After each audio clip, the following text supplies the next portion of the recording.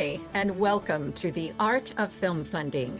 I'm your co-host, Claire Papan, along with writer-producer Carol Dean, author of the best-selling book, The Art of Film Funding, and host of this show. Carol is the president of From the Heart Productions, a nonprofit organization that has supported filmmakers with the Roy W. Dean Grant, fiscal sponsorship, education, and resources for over 30 years. Carol also teaches the Learn Producing class. Each class features an industry expert guest instructor and is designed to give the information, guidance, and support to become a successful producer. You can learn more about this class and all of From the Heart Productions offerings at FromTheHeartProductions.com.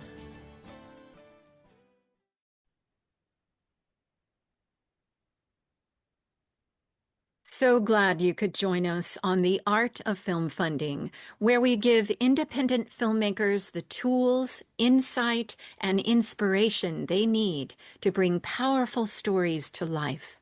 Today, we are thrilled to welcome a guest whose work has quietly shaped thousands of screenplays and careers over the past 2 decades.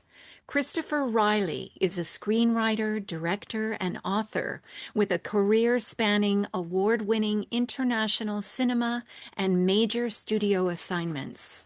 His groundbreaking 1999 German-language courtroom thriller, After the Truth, earned multiple awards, and his screenwriting work includes projects for Disney's Touchstone Pictures, Paramount Pictures, Sean Connery's Fountainbridge Films, Mandalay Television Pictures, and the Fox Television Network. As a director, Chris helmed the award-winning short No Time Off for Good Behavior, and recently made his feature directing debut with the family revenge comedy No Reception, now streaming on Amazon. Chris is also the author of The Hollywood Standard, the definitive script format manual celebrating 20 years as a best-selling reference for screenwriters worldwide, as well as The Defining Moment, How Writers and Actors Build Characters. He's taught screenwriting at the graduate and undergraduate levels for more than 20 years, shaping the next generation of storytellers. And Carol, I'm turning it over to you to dive into this essential conversation with Chris Riley. Thank you, Claire. And Chris, we're so honored to have you today. Oh, I'm so happy to be here to get to have a conversation with you, Carol. Good. Well, you've done a marvelous job because the Hollywood Standard has been a trusted industry reference for 20 years. That's fantastic.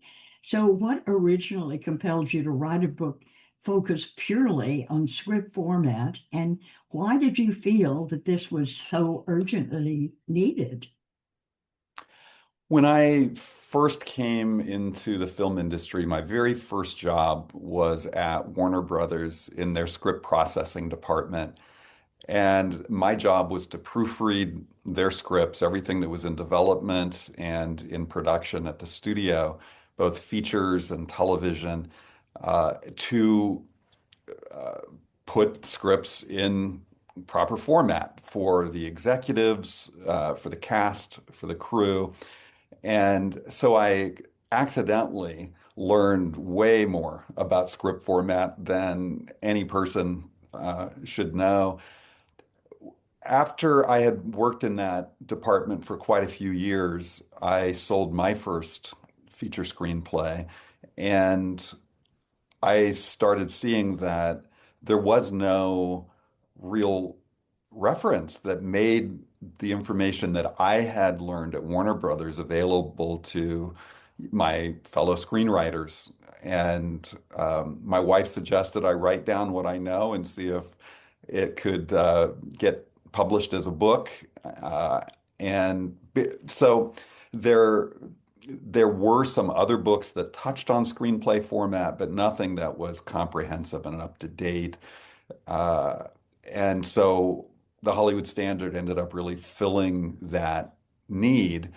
And I love getting emails from other writers saying, thank you so much. Either this helped me finish my first script, or from working professionals saying, I keep this book beside my computer as I write and reference it as needed. So it seems like there was a need. It just happened because of my work at Warner Brothers that I had this knowledge that was so specialized.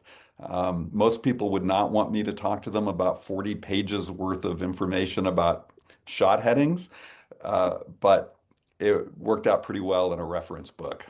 Oh, of course, because I've listened to filmmakers being in this nonprofit raising money with filmmakers say my script was rejected because the format was wrong. And they're just, I don't understand that is their attitude. So it's a very important thing. People in the industry expect a lot from a writer. So many writers truly underestimate how much format affects perception. So, from your experience, how often does formatting alone influence whether a script is taken seriously or rejected outright?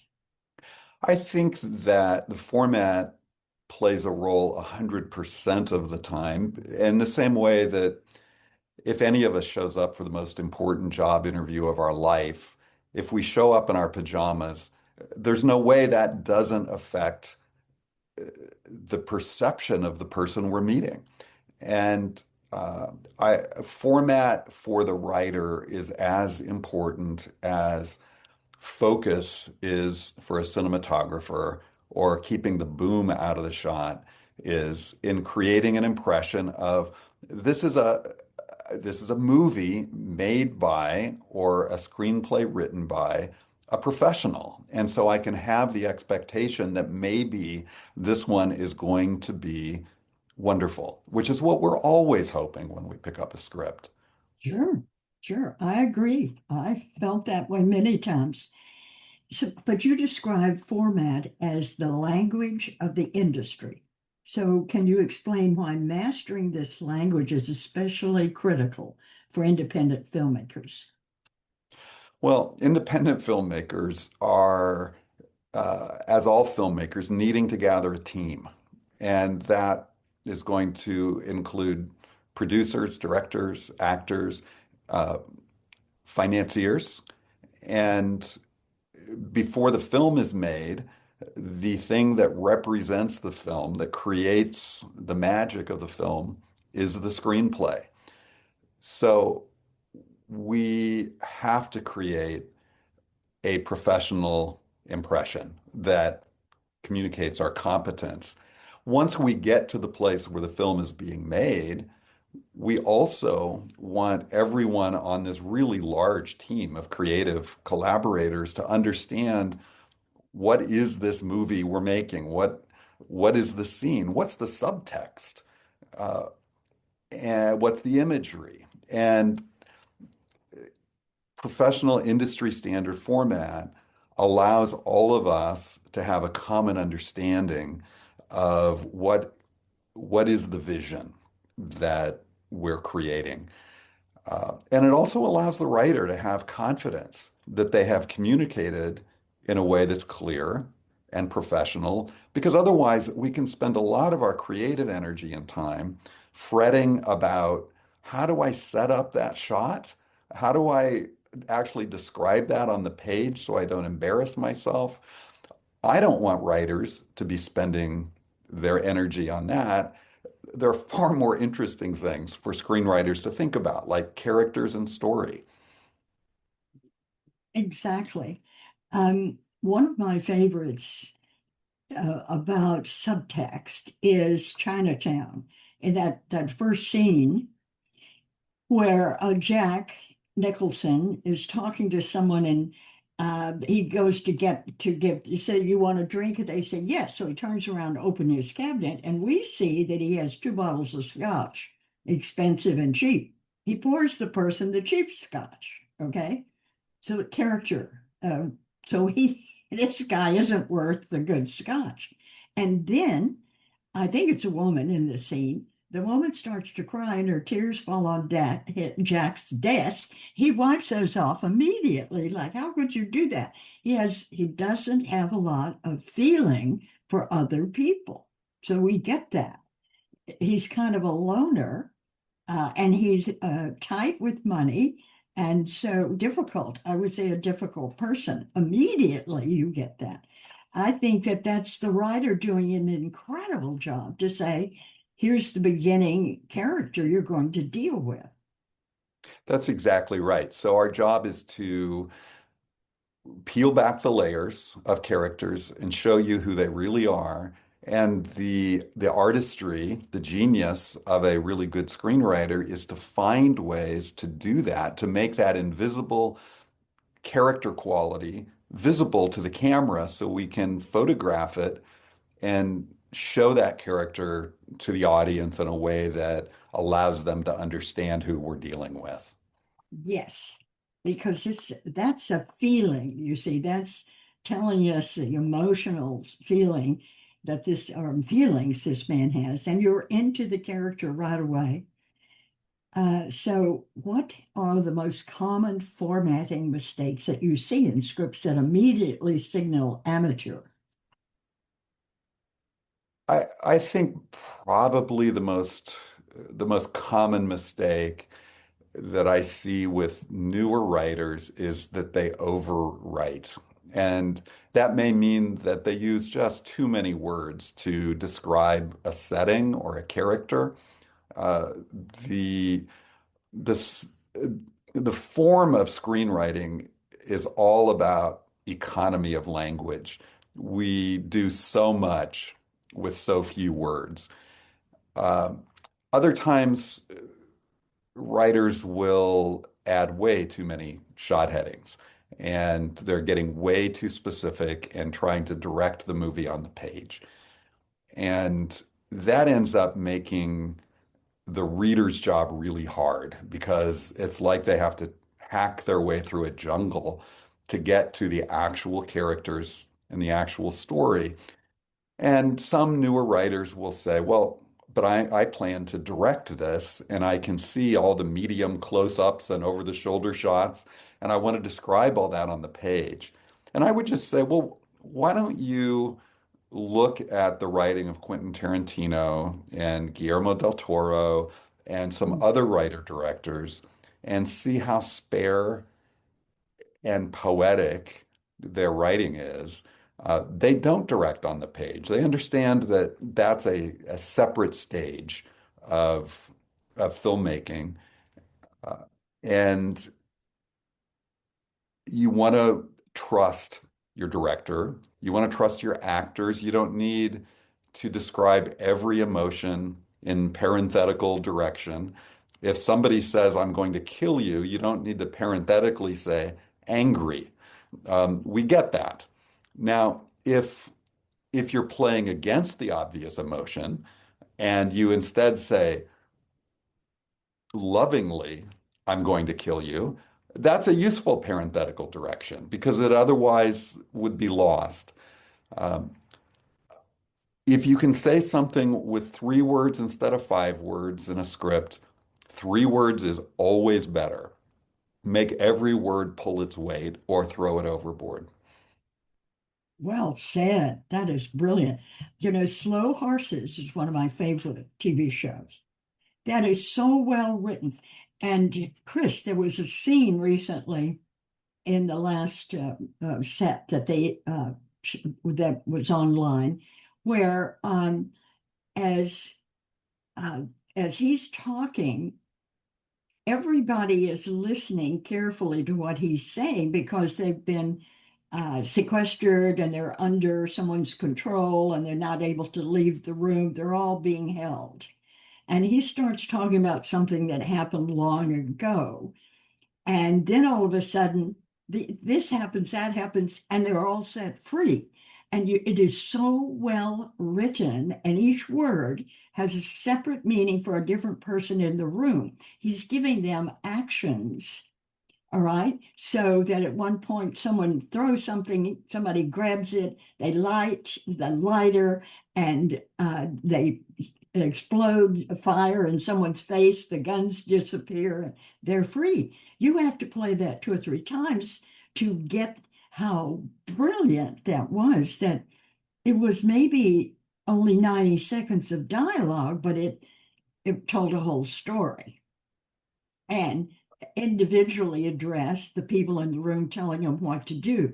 I found that was fascinating. I love that. I want to go, I want to go watch that.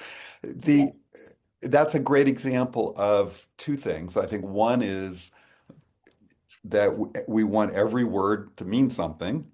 And the other thing is there's subtext there. There was meaning below the surface of the words. And one of the things that's brilliant about subtext is it gives the audience something to do. It trusts the audience to work out the puzzle. We give the audience clues and trust that they can put those clues together to understand what's really going on. When the audience is able to work out that puzzle, there's a little pleasure that goes with that. And also, we as people don't often say directly what we mean. In the case you're describing, he can't say directly what he means because he's trying to hide it from some people in the scene and reveal it to others. But we're doing that all the time. We're trying to protect ourselves from rejection so we don't directly say, "Hi, I find you attractive. Would you go out with me?" We beat around the bush and come from some oblique angle. That's interesting, and it is human, and that's good writing. Good writing. Yes, absolutely. So independent filmmakers often wear multiple hats. And how does clean professional formatting help a filmmaker communicate competence and credibility when they're pitching to investors? If I'm an investor and I'm going to invest my money in a film, I want to know that I'm investing in someone who knows what they're doing. And I certainly, so that's part of it, is just conveying the competence. Another part of it is that investor is going to read the script.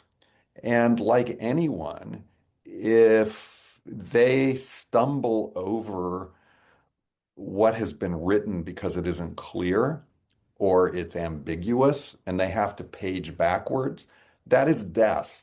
You want to always keep your reader moving forward and you want to remove every bit of friction that can get in their way. The biggest compliments I've gotten from readers of my scripts, generally producers, is either I picked your script up late at night to put myself to sleep, and I ended up reading all the way through, and I've been waiting for the sun to come up so I could call you. I was so excited about it. Or others just saying, oh, it was such a fast, easy read. What that means is you've gotten all the friction out of the way and you allow the reader to have the experience of living inside the movie that you're creating. Uh, when we watch a movie or read a really well-written script, we enter this kind of dreamlike state. And the last thing as a writer I want to do is wake the dreamer. So I don't want speed bumps, I don't want confusion. And professional, clear format removes those speed bumps and lets my vision really speak with a strong, clear voice. Strong, clear voice is true. Well, you've worked with the studios, the networks, and international production. So, do formatting expectations differ across markets, or is there a universal professional standard that writers need to follow? With small variations, the standard is really similar around the world. In the UK, their standard sheet of paper is A4. It's a little narrower and a little taller than our 8.5 by 11 page in the United States. But scripts are scripts. When I was at Warner Brothers, I had access to our paper files of scripts going back to the silent era in the 1920s. And I could pull those scripts out, hold them in my hand, and see that the format, even 100 years ago, was the same. The only difference between a script for the silent era and today was that we've added dialogue. But otherwise, it's shot headings, paragraphs of description, and then we have dialogue, and then we have transitions, the cut tos, the fade outs, the fade ins. It's those four elements: shot heading, direction, dialogue, transitions. And that's always been the case. And whether I'm looking at a script written by Guillermo del Toro or someone in Britain or someone in Hollywood or Austin or Atlanta, the form remains the same. Right. And they need to adhere to that form. Well, as an educator for over 20 years, what has surprised you the most about resistant or receptive writers and how they are to learning a format as a craft rather than a technical chore? Because it is a craft. It really is. And um, your question, talking about it potentially as a technical chore, uh, it it does make me think sometimes of some writing I've seen from students that is so technically correct, but without the artistry. Uh, and that doesn't get you there. Format by itself doesn't weave the magic spell. We Format is the container, but we still have to put the wine in the bottle.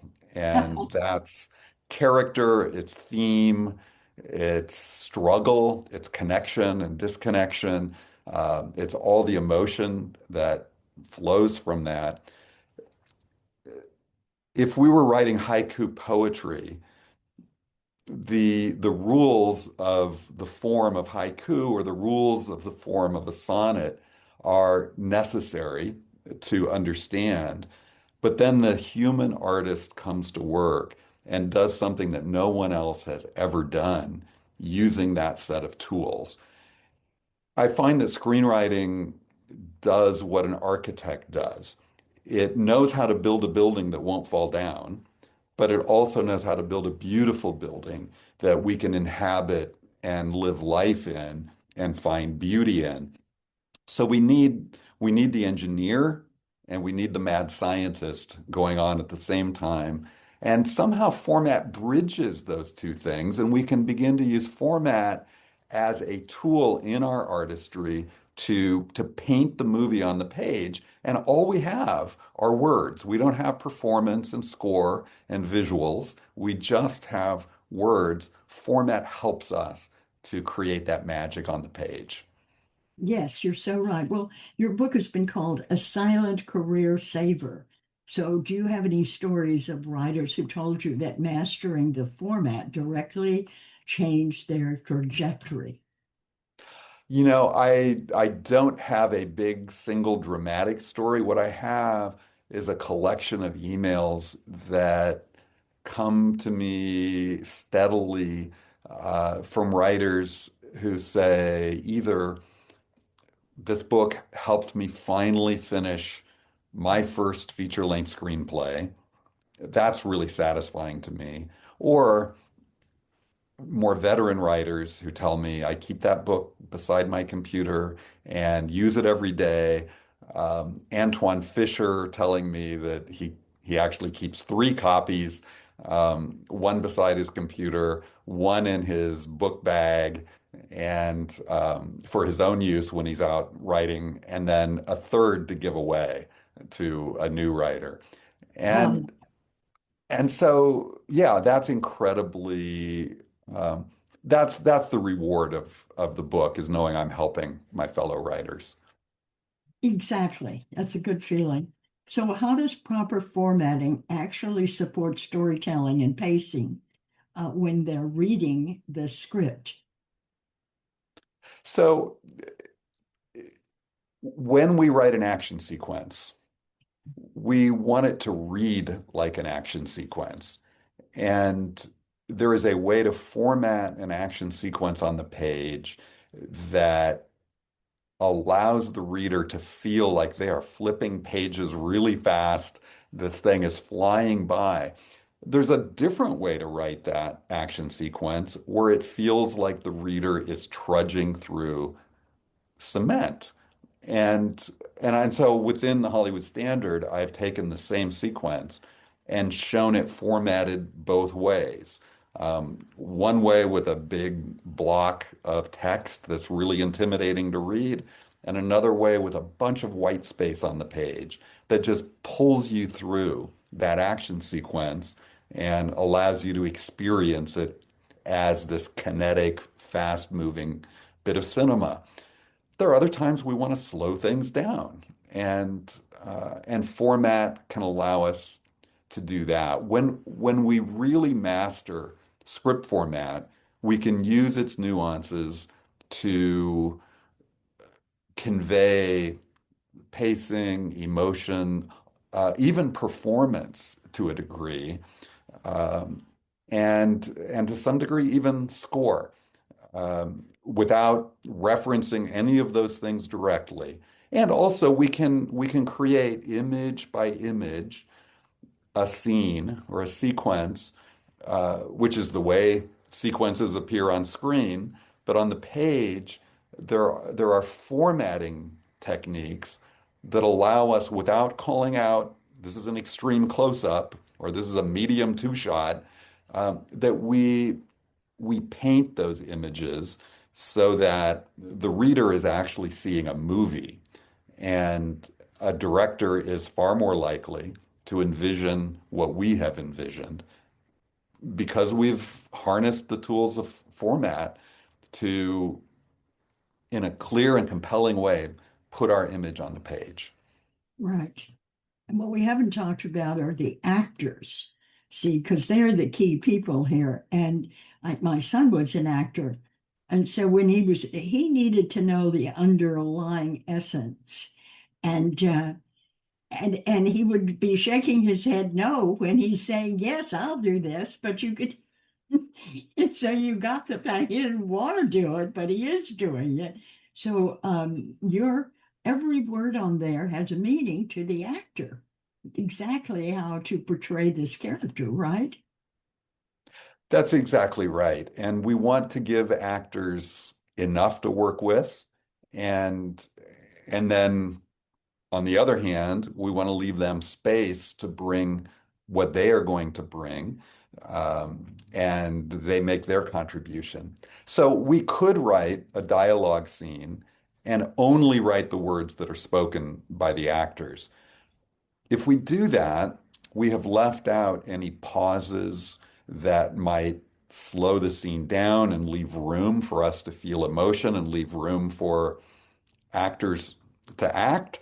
And so there are times when we want to write in either a pause or she bends to tie her shoe in the midst of a line because it's giving the actor time to think, to feel, and it's a way that we as a writer can put some of that performance on the page.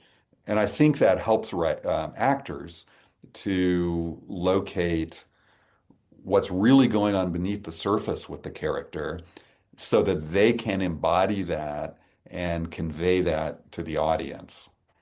Exactly.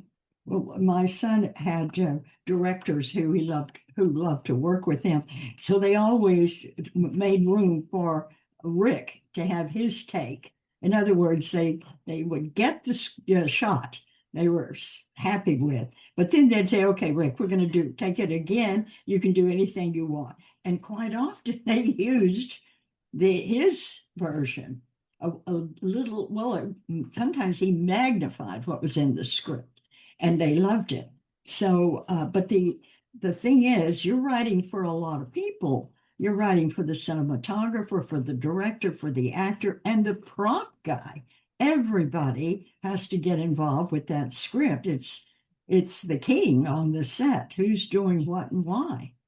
So there's It a lot re of Yeah, responsibility. this is the ultimate creative group project, filmmaking. And the script is what allows every member of the team to be on the same page, working together to make the single creative project, and yet it leaves room for everyone to make their own contribution. And the wise filmmaker remains open to other people's ideas and contributions because there's no way that I, as a writer director, am going to have the best idea 100% of the time. I am not that smart. And so, but I am, I hope, wise enough to appropriate the best ideas of everyone around me as they're offered. Yes, that it is a co-production. So, looking back on 20 years of the Hollywood standard, what do you want writers and especially independent filmmakers to take away as the deeper lesson behind mastering format? I want writers to be able to bring their best ideas, their experience of what it is to live this human life to the screen, and I want their ideas to be taken seriously. I know that if they haven't mastered industry standard script format, that is going to make it harder for their creative vision to be taken seriously or to even be understood precisely. So I want to arm them with this particular tool that every professional in screenwriting needs to have so that we can hear their stories, we can see their vision. It is what we need in a world that more and more is dominated by technology. I am a big believer in humans, and it's why I come to the movies, and it's what I want to find is the human behind the story. It's both the storyteller, it's the characters, it's the actors. Um, Format has a role to play in equipping these human storytellers to tell their best stories to all of us. Oh, thank you so much, Chris. You shared so much wisdom, clarity, and your decades of experience with us. The Hollywood Standard is more than a formatting guide. It's a professional roadmap that helps writers and filmmakers speak the industry's language with confidence. So, to our listeners, if you're writing scripts, pitching projects, or raising money for your films, this book is essential reading. Presentation matters and professionalism opens doors. So if you'd like more resources on funding or producing, then visit fromtheheartproductions.com where you'll find film grants, fiscal sponsorship, and educational programs that are free and designed to help you succeed. So be sure to join us for our next episode of The Art of Film Funding, where we continue to bring you conversations with industry leaders who empower you to get your films funded, finished, and seen. So thank you again, Chris, for this wonderful interview. Thank you, Carol. I've loved it. Great. Claire, as always, thank you. And to our listeners, from our heart to yours, thank you for listening. Now, in its second edition, Carol Dean's popular book, The Art of Film Funding, has 12 new chapters to cover all areas of film financing and how to avoid expensive pitfalls. Learn how to start with an idea and end with a trailer, how to make an ask for money, create your story structure and your trailer, legal advice, fair use, successful crowdfunding, how to ask for music rights, and what insurance you can't shoot without. Available on Amazon under Carol Dean and at FromTheHeartProductions.com. I want to remind our listeners that David Raiklin is a brilliant and talented award-winning musician who scores films and can compose music for a trio or for a full orchestra. David is a very good friend to the independent filmmaker and comes highly recommended by From the Heart Productions. If you need music to help tell your story, please contact him at davidraiklin.com. That's David, RAIKLEN.com. And Carol and I want to thank you for tuning in to The Art of Film Funding. Please visit our website at FromTheHeartProductions.com. You can also find us on Facebook and Twitter. Good luck with your films, everyone.